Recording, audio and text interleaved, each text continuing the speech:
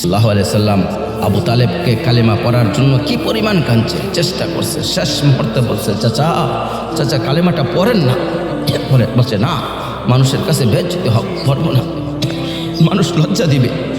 আল্লাহ নবী সাল্লাল্লাহু আলাইহি সাল্লাম বলে, কানে কানে বলে, আমি কাউকে শোনাবো না, আমি শুধু হাসরের মাঠে বলবো, মৃত্যু পর্যন্ত চাচা ওয়াদা দিলাম, জগৎবাসীকে আমি শোনাবো না, আপনি ঈমান আনছেন, কানে কানে কোন। আবু তালেব বলছে, না, কানে কানে বলবো না। এবার নবী বলে, চোখের পানি ফেলতে ফেলতে, চাচা তাহলে কানেও কইছেন না, তাহলে ঠিক আছে চাচা, আমি কালেমাটা পড়ি, আপনি কিন্তু ঠোঁটটা নাড়েন, আপনি শুধু ঠোঁটটা নাড়বেন, আমি হাসরের দিন বলবো, মাওলা আমার চাচা কালেমা পড়ছিল, এর জন্য ঠোঁট লাড়ছে, এর সুযোগ দেন। চাচা বলছে, না না না, আমি ঠোঁটও লাড়বো না। আল্লাহর নবী তখন অজরে কাঁদতেছিলেন আর চোখের পানি ফেলতেছিলেন, চাচা জাহান্নামের আগুনে জ্বলবেন, আমি সইব কিভাবে? আবু তালেব নাফরমান তখন কি বলছে জানেন? আন-নারু খায়রুম মিনাল আর। মুহাম্মদ, মানুষের কাছে লজ্জা পাওয়ার চাইতে আগুনের জ্বলা অনেক ভালো। ভাব নিজেদের জিন্দিগিতে একবার ভাইবা দেখে, আমিও ভাবি, আপনিও ভাবেন, এমন আচরণ আমার মধ্যে আছে কি? 3 দিন ধরে যে বাড়ির মেয়ের বিয়েতে, ছেলের বিয়েতে যে ডেক্সের বাজাইলেন, কারে খুশি করলেন? 1 লক্ষ টাকার ঘেট। এরপরে গায়ে হলুদের এই নগ্ন অনুষ্ঠানে কার জন্য করলেন? বেড়া বেড়ি সব, যুবক যুবতী সব একই মাইক্রো প্রাইভেট কারের ভিতরে জাতি করে বসাইয়া একখান থেকে আরেকখানে নিলেন কার জন্য?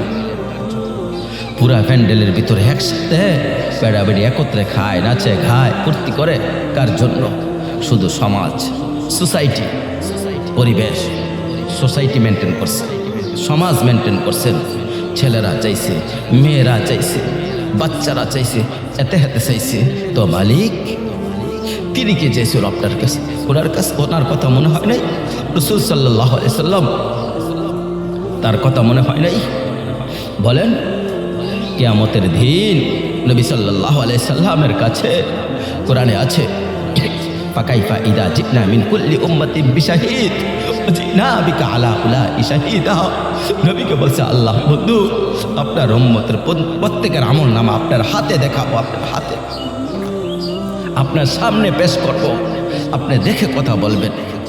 সুপারিশ আপনি কইরেন, মানা নাই, কিন্তু আপনি দেখে কইরেন। রাসূলুল্লাহ সাল্লাল্লাহু আলাইহি সাল্লাম যদি হাসরের ময়দানে এরকম আমল নামা খুলে আর পৃষ্ঠার পরে পৃষ্ঠা খুলে, আসর নাই, মাগরিব নাই, এশা নাই, শনিবার রবিবার, মদ জুয়া, অবৈধ উপার্জন, গান বাদ্য, নাটক, সিনেমা, বেবিচার, বেহায়া, বেপর্দা, সব উল্টায়। আল্লাহর নবী সাল্লাল্লাহু আলাইহি সাল্লাম তখন বলবে, উম্মত কি এটা? উম্মত, আমার 23 বছরের এত চোখের পানির কথা একবার মনে হয় নাই? কি আছো এটা আমার কাছে? উম্মত, তুমি জানো না আমি যে তায়েফের পাথরের আঘাতে পুরা পিঠ জালির মতন ঝাঁঝরা বানায় ফেলছি? শোনো নাই তুমি? আমার যে উহুদের ময়দানে দান্দার শহীদ করে রক্তাক্ত করছে, তুমি শোনো নাই? আমি যে 14 দিন পেটের ক্ষুধার তাড়নায় পাথর বাঁধছিলাম পেটে, 2টা পাথর, তোমার মনে নাই? একবারও কি শোনো নাই আমার ক্ষুধার কষ্ট, আমার পিঠের ব্যথা, আমার হাতের ব্যথা, আমার কাঁধে 2টা কড়া ঢুকে গেছে, আমার ঘরে 3 মাস আল্লাহর নবী স্ত্রী, আল্লাহর কসম নবীর স্ত্রী বলছেন, 3 মাস 3টা সূর্য, 3টা সাদ উঠছে, রাইনা হেলালান সুম্মা হেলালান সুম্মা হেলালান। 3 মাসে নবীর 9 জন বিবির করে কারো ঘরে আম্মা জান আয়েশা বলেন 1 ফোঁটা চুলায় আগুন জ্বলে নাই। মা আওয়াতি আবিয়াতি রাসূলুল্লাহ, নবীর 1 জন বিবির ঘরেও আগুন জ্বলে নাই খাবারের জন্য। আল্লাহর নবীর স্ত্রী আয়েশা একদিন বলছিল নবীকে, পিঠে হাত বোলাইয়া, ইয়া রাসূলুল্লাহ, স্বামী আপনার পিঠ ছিদ্র কেন? পুরা পিঠ জালির মতো ছিদ্র কেন? আপনি কি ছোটবেলায় বসন্ত হয়েছিল, গোটা হয়েছিল? আল্লাহর নবী চকুল ফাড়ায় ফেলছে, আল্লাহ আয়েশা, তুমি জানো না আমার এই পবিত্র দেহ তো কোনোদিন মশাও বসে না, মাছিও বসে না, পোকা বসবে কেমনে? আমার পবিত্র দেহ তো হাঁটলে মেশকের ঘ্রাণ বের হয়। আমার পেশাব পায়খানাও তো কোনোদিন জমিনে 1 সেকেন্ড থাকে না, মাটি ফাঁক করে ভেতরে নিয়ে যায়। সে আমার গায়ে ফোঁটা হবে কেন আয়েশা? এগুলি হলো আমার তায়েফের পাথরের আঘাতের রক্তের দাগ।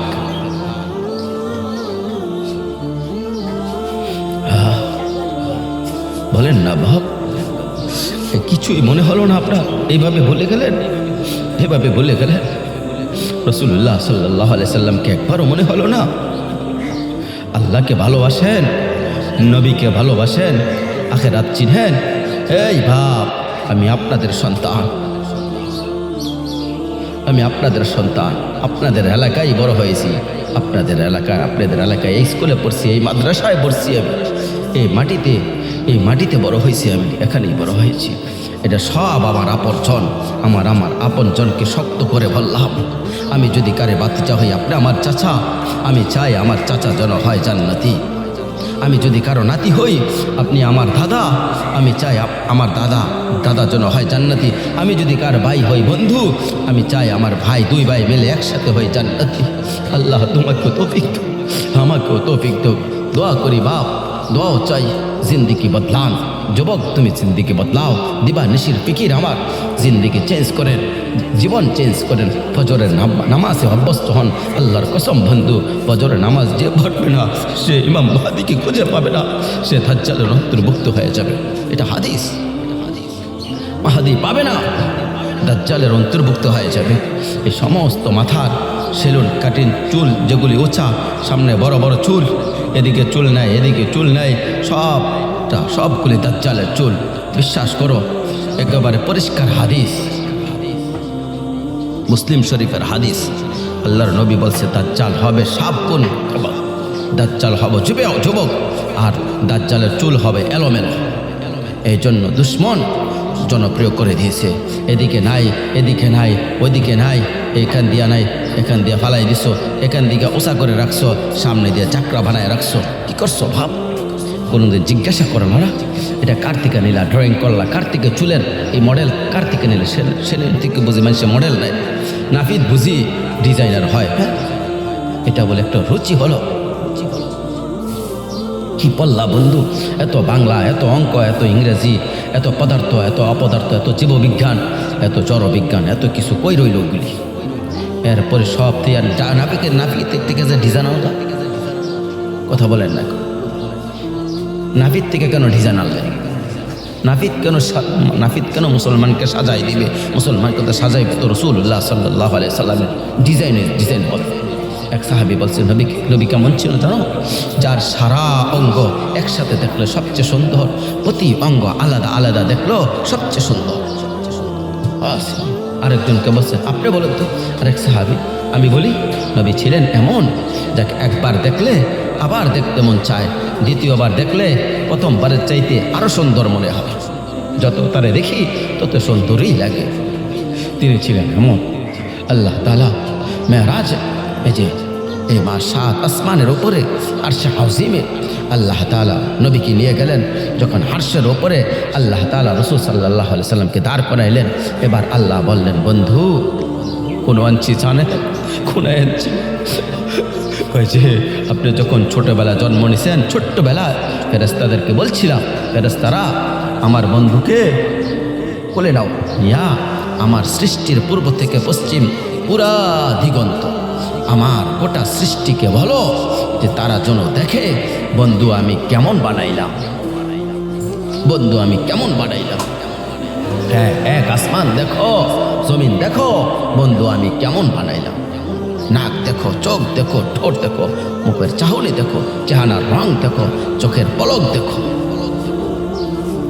এরপরে আল্লাহর 7 আসমানে আর আযীম নিয়ে এবার আল্লাহ বললেন, বন্ধু সেদিন ছোট্টবেলা কোলে নিয়ে আপনাকে সবাই দেখছে, এখন সব কিছুর উপরে আইনা, উপরে শুধু আমি আল্লাহ, তার নিচেই আপনি এখন আপনি দেখেন গোটা সৃষ্টি আমি কেমন বানাইলাম।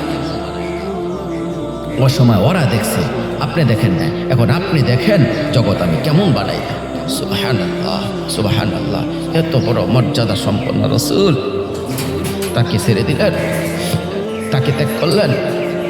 আল্লাহ আমাকে অবস্থান করেন, আমাদের প্রত্যেককে বুঝ দান করেন।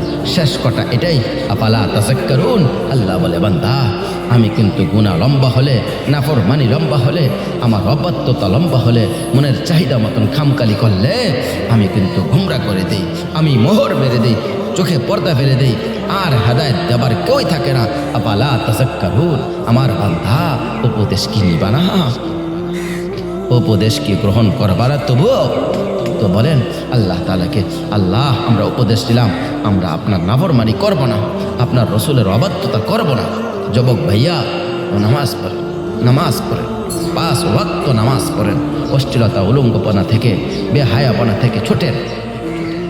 উম্মত আমার 23 বছরের এত চোখের পানির কথা একবারও মনে হয় নাই? কি আনছো এটা আমার সামনে? উম্মত তুমি কি জানো না আমি যে তায়েফের পাথরের আঘাতে পুরো পিঠ ঝাঁসনা বানায় ফেলছি?